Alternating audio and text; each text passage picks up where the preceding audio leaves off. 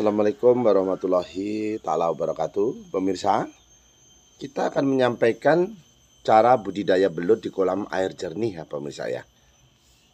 Air jernih seperti ini pemirsa. Tujuannya apa? Supaya kita mudah dalam pengurusannya. Asal taruh-taruh saja, yang penting jangan lupa diberi makan ataupun eceng gondok daun-daunan seperti ini pemirsa. Nah ini kita ambil belutnya ya pemirsa ya. Kita ambil belutnya. Tujuannya apa? Supaya ukurannya kita bedakan nantinya. Nah, ini belutnya ya pemirsa. Nah, ini ukurannya memang nggak sama pemirsa. Belut ini ukurannya tidak sama, akan tetapi kita harus pisahkan supaya tidak terjadi kanibalisme. Karena belut ini seperti lele pemirsa, memakan yang lebih kecil. Nah, memakan yang lebih kecil. Nah ini pemirsa, eceng gondoknya ini sebagai pelindung, juga sebagai ini pemirsa, untuk makanan apabila kita telat memberi pakan. Nah seperti itu. Tujuannya apa? Supaya kita tahu bagaimana caranya. Nah ini kita ambil dulu pemirsa. Nah, jadi akan kita pisahkan, kita masukkan ke dalam ember pemirsa. Nah, kita masukkan dalam ember. Lalu jangan lupa kasih telur ya pemirsa ya. Nah, kita pisahkan dalam ember sini. Kita pecahkan ini telurnya pemirsa yang udah pecah. Kita remes di sini ya, ini misalnya. Nah, kita masukkan ke air ini. Nah, lalu tidak lama kita, kalau agak lama supaya airnya mengandung makanan walaupun cair bentuknya, tapi airnya jangan terlalu banyak ya pemirsa ya. Nanti kita pindahkan di kolam pembesaran. Nah, di kolam pembesaran, di mana tempatnya pemirsa? Nah, kita pisahkan di kolam ini pemirsa. Kita pindahkan di kolam ini. Ini di kolam ini kita masukkan. Jangan lupa kita ya berdoa ya pemirsa ya. Berdoa sambil kita, nah ini doanya memelihara binatang itu berbeda loh pemirsa. Jadi innahu min Sulaiman wa innahu bismillahirrahmanirrahim. Itu doa kita memelihara. Nah ini belutnya pemirsa. Belutnya akan kita masukkan ke kolam yang lebih besar nih pemirsa. Jadi belut ini pemirsa, dia di malam hari ini beraktivitas. Belut itu dia akan mencari kawan-kawannya di situ. Nah, ini burung gagak pemirsa. Burung gagak ini untuk menjaga tempat kita ini supaya tidak dimasukin orang, biasanya orang yang tidak bertanggung jawab misalnya. Tapi alhamdulillah pemirsa. Nah ini kembali ke belut pemirsa. Belut di kolam jernih seperti ini harus kita perhatikan. Bukan hanya dari suku, bukan dari segi ukurannya saja, tetapi harus dari segi airnya. Jangan terlalu dalam ya pemirsa, jangan terlalu dalam. Jangan lupa lumpur. Lumpurnya itu menggunakan lumpur sawah pemirsa yang sudah matang. Kalau kita tidak tahu cara mengoplosnya, ambil lumpur sawah yang sudah matang itu, yang sawah yang sudah lama dipelihara Pak Tani, itu kita ambil lumpurnya. Nah, ambil kompos tapi yang sudah matang juga, yang sudah matang. Lalu kita ini pemirsa, kita aduk. Tapi jangan yang baru ini ya pemirsa ya, yang baru keluar, mohon maaf, dari perut si ikan jangan, atau ikan lagi dari perut sapi ataupun dari kambing, itu jangan. Nah kita aplikasikan si belut tadi pemirsa. Taruh lumpur, tapi ini nggak ada lumpurnya pemirsa yang ini, karena sebentar lagi akan kita kumpulkan, kita pecahkan di sini. Itu yang perlu saya sampaikan. Biasanya kita gunakan gedebok bosok. Tuh, lari di sana tuh. Jadi gedebok bosok itu tujuannya apa pemirsa? Nanti ada mulai ini pemirsa yang kita masukkan tadi di sini, sudah mulai mengejar. Jadi pada intinya pemirsa, jangan wirawiri, lebih baik berwirausaha. Usaha apapun pemirsa, kalau bersungguh-sungguh insya Allah.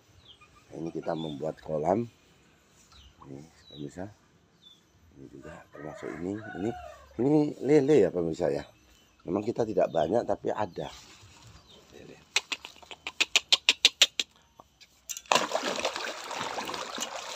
Kita tidak banyak tapi ada. Tujuannya apa? Nah, supaya kalau ilmu kita pelajari, setelah itu dapat ilmunya, kita memelihara yang banyak. Jangan sampai nanti kita melihara banyak tapi ilmunya kita belum ada. Nah, ini tujuannya apa? Supaya kita tidak mengalami kerugian.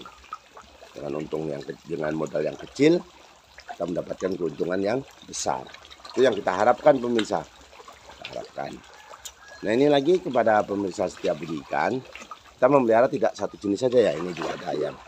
Ada ayam pemirsa. Nih, ini ada ayam kita.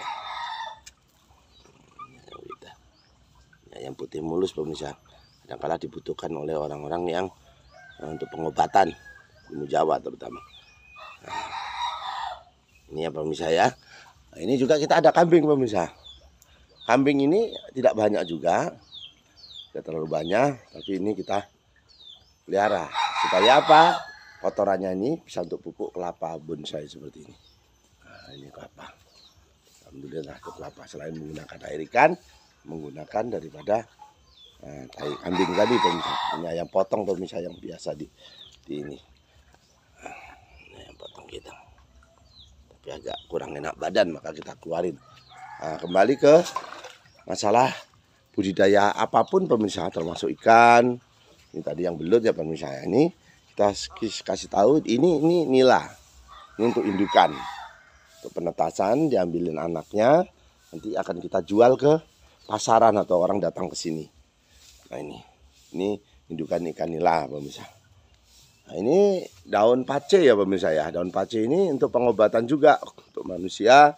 Kalau kena kanker yang mau dioperasi, insya Allah minum buah pace atau mengkudu.